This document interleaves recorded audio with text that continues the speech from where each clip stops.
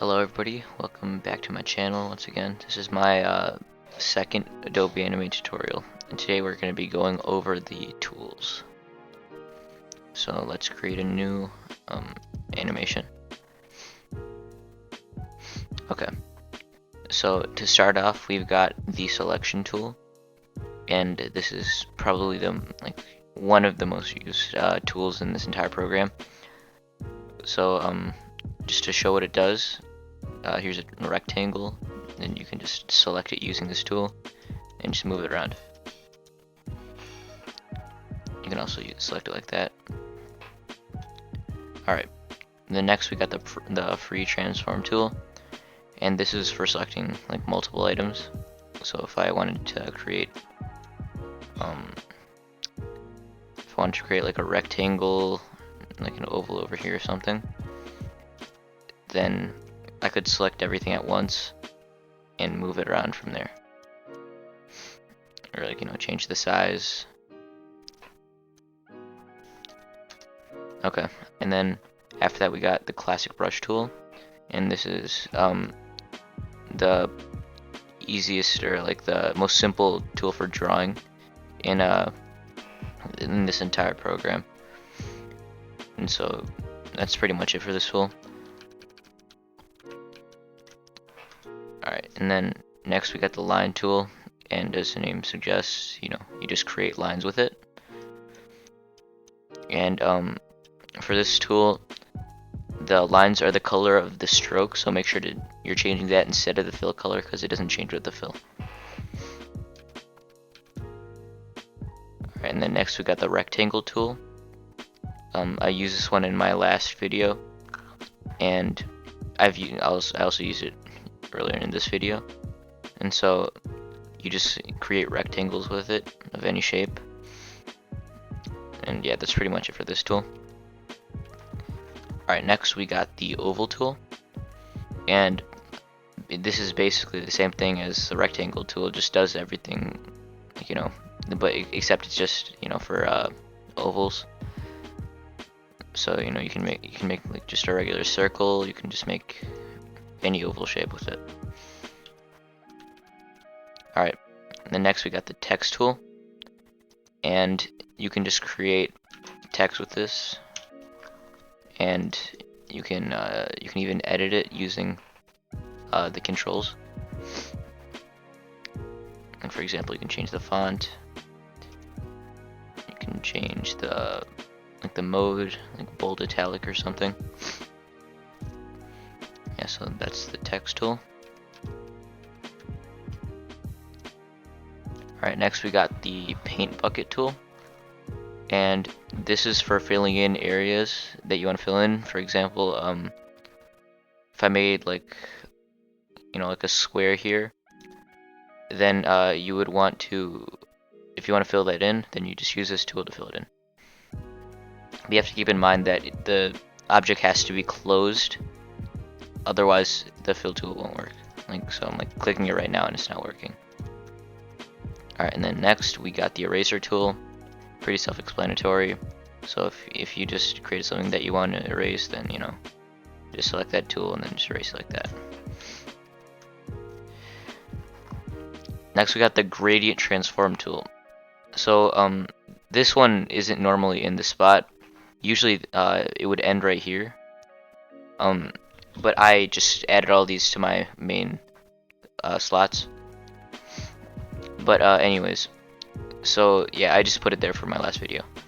But yeah, so for example, how to use this is like if you were creating a rectangle and it's like a gradient one, then you would use this tool to change the rotation stuff of the gradient and move around the actual gradient itself.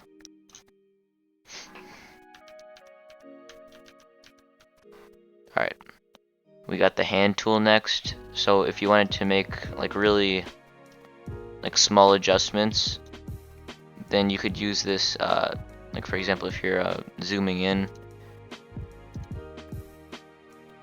and you want to move this thing around, then it just moves around. You can pan around the entire like window. Okay, next we have the Polystar tool, and this one's different than the other shape tools. It lets you create polygons or stars. So, and also it lets you change the number of sides. So for example, I could do 8 right there, and then now if I make one, then there you go, there's an octagon. And then it also lets you do stars, like I said. And so if I want an 8-sided star, then there you go. Or you know, like just like a classic star with 5 points. Then there you go. You can do that too. And I'm pretty sure the minimum amount of sides, or points you can have is 3, and the maximum is 32. The magic wand tool is, I won't really be going over it in this video because it's more advanced and it's usually for like photos and stuff. But just to explain what it does is, for example, if you took a picture of yourself with the sunset behind you, you could change the color of the sky but keep everything else the same. So it lets you just like change different like aspects of the picture. Alright, and then next we got the rectangle primitive tool. So I'm going to press Shift R to select that. And so you would think at first that it's just a regular rectangle tool, but if you click Controls and then press Tool, then you can change the different like stroke size and stuff, and the style for the stroke, like this bamboo type one, like just stuff like that. And so now it's got, because it has the really big stroke, then it's gonna make like a crazy looking rectangle.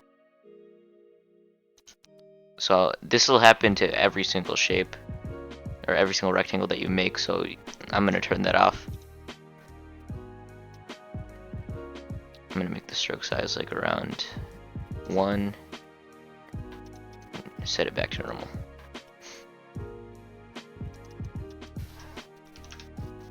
So now we just got a regular one. Alright, next we have the oval primitive tool. So this is basically just, the same thing as the rectangle one, but for ovals. But I'm just gonna go over it anyways.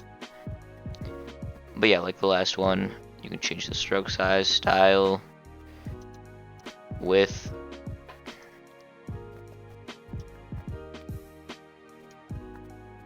Yeah. But I didn't change the stroke size, so that's why it's not working. But yeah, so that's it for that tool. But I'm gonna reset this once again.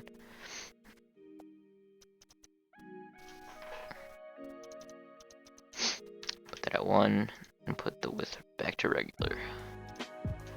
Alright, so that's looking good. And we will go to the fluid brush tool. Alright, so this is like a more advanced version of the regular classic brush tool. So you press Shift and B to select it, and so it looks like just regular at first, but the thing is you can actually change the different aspects of the line. So if you want it to be bigger, you want it to be like less round, so like when you go like up like this, then it'll just it's just not as round. You can change the angle of it as well. So like before it was pointing up, but now it's not. And then if you put it all the way around, then it just goes back to normal, but just a lot bigger. So yeah, that's pretty much it for this. Alright, now we'll move over to the ink bottle tool. So this one is used for strokes, like the stroke color. So let's move over to this. Alright, you select it using S. And how you use it is you go over to controls, click on tool. You can change the stroke size, style, everything like that. Change the color as well. That's one of the main things with this one.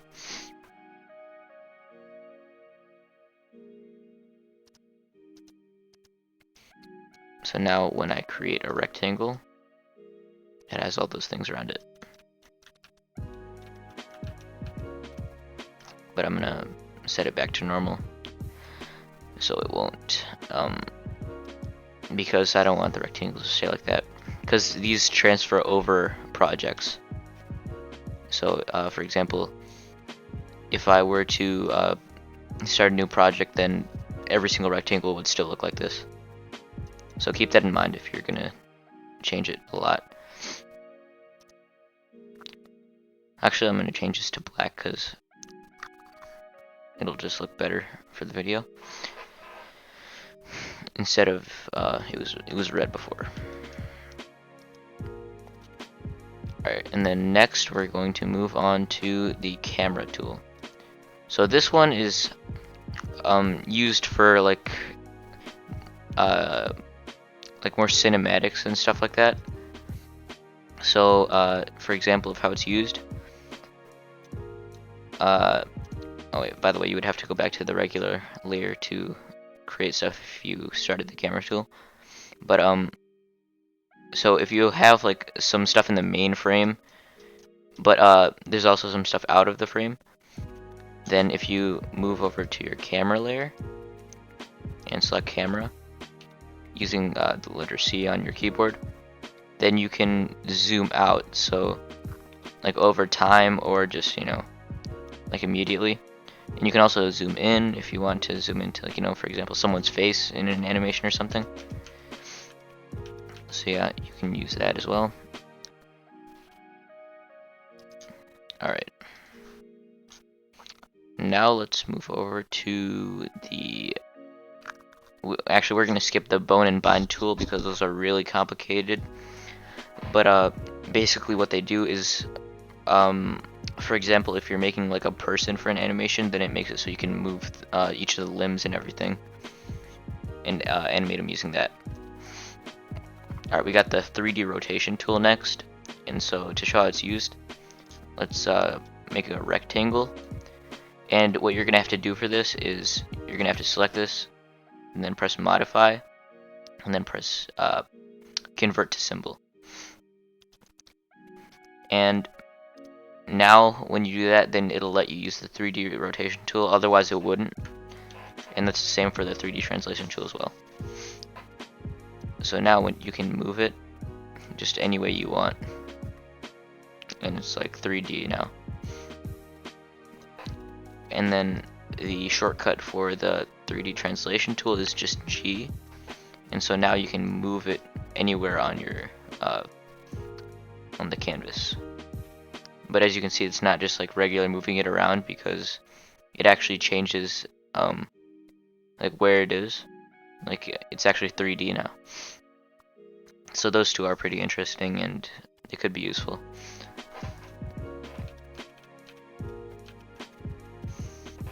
Okay, now we have the paintbrush tool.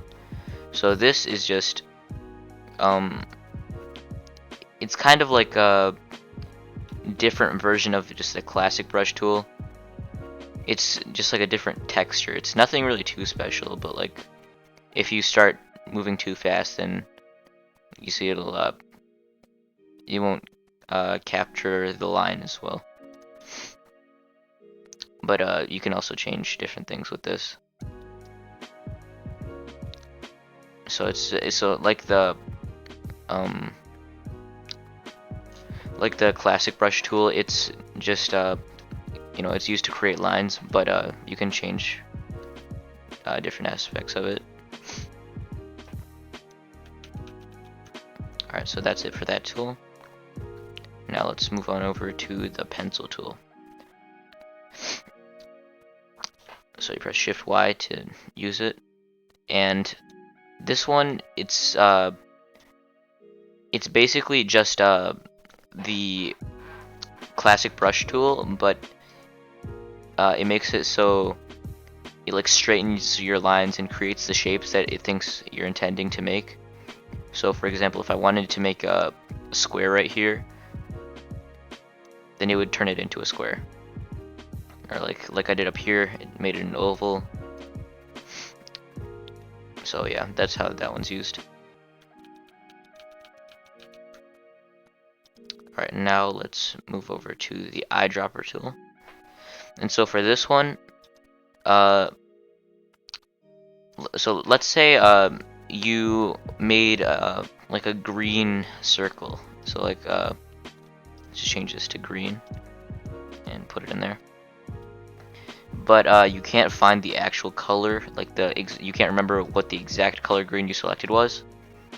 And you wanted to move it over to a different shape or like object you made. Then what you would do is you use the eyedropper tool. So you select using eye, and then you just click on the shape the color that you want to use, and then it selects it in your colors, and it translates over to the other one. So that's a pretty useful one. Alright, next we got the time scrub tool, and this one is useful if you're creating like a pretty long animation and you just want to see how it looks without actually starting it up. So you press Alt Shift and H. Or actually no, we're not going to use it yet. First let's just actually create like a really basic animation. So we got these two shapes right here. Then let's create a keyframe, and then let's move them over a little bit. And just keep doing that.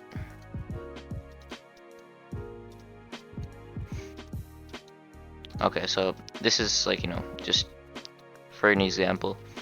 But anyways, so you press Alt, Shift, and H, and you just drag across the screen, and it plays your animation.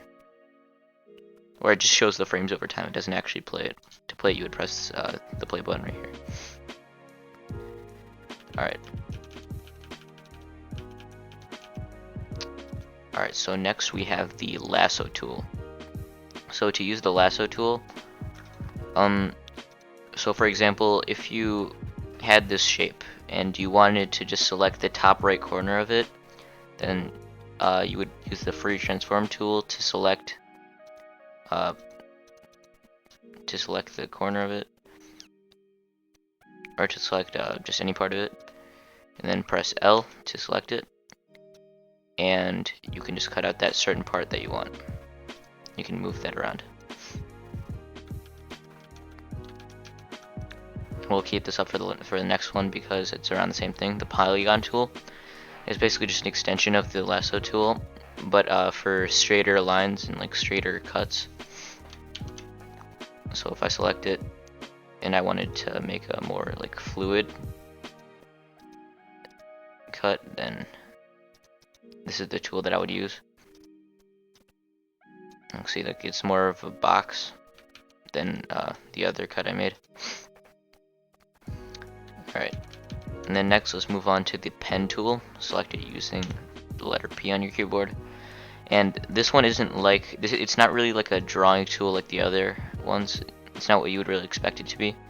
You use this one to create straighter lines just by clicking on different parts on the, or actually dragging like this on the artboard.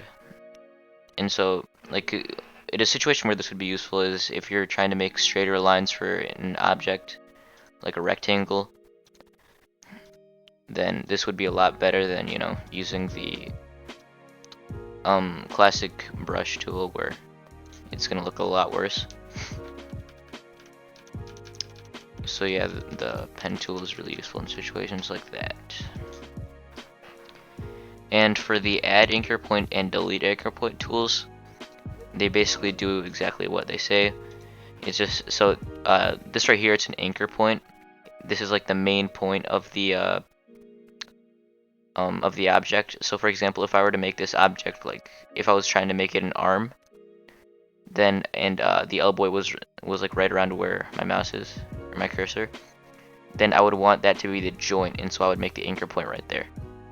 And so, but if you want more than one anchor point on the object, then you use the add anchor point tool to make another one right here. And then the delete anchor point does the exact opposite, so it just, you know, deletes the anchor point. And next we got the convert anchor point tool, and so use that by selecting Shift and C. And this one is most useful when you're trying to change the shape of like a wireframe or something. So for example, I'll create a star ray here, but hold on, let me change the properties to make it so the stroke is smaller and stuff like that. And then I'll delete the inside.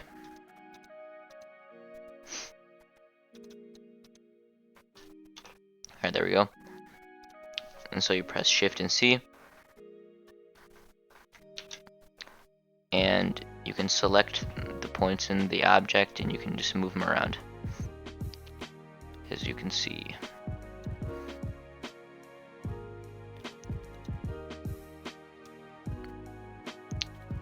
So yeah, this one's useful for, like, you know, doing what I'm doing right now, if you just want to alter the shape.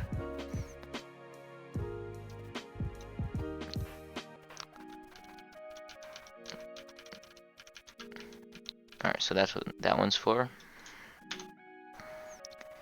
And then next we got the width tool. This one's pretty similar to the last one, but instead of changing, like, altering the actual like shape of the lines, then it changes the width of the lines. So if I wanted to make another star, and then I would delete the inside and select the width tool using letter U, and as you can see, I'm changing the width of the lines. So this one's useful for changing the width in, like, certain areas, because otherwise you could just change the width of the line using the control panel.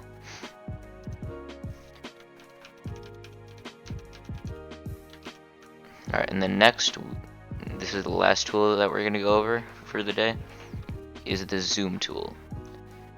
So this one is very useful for like really like fine-tuning like certain objects.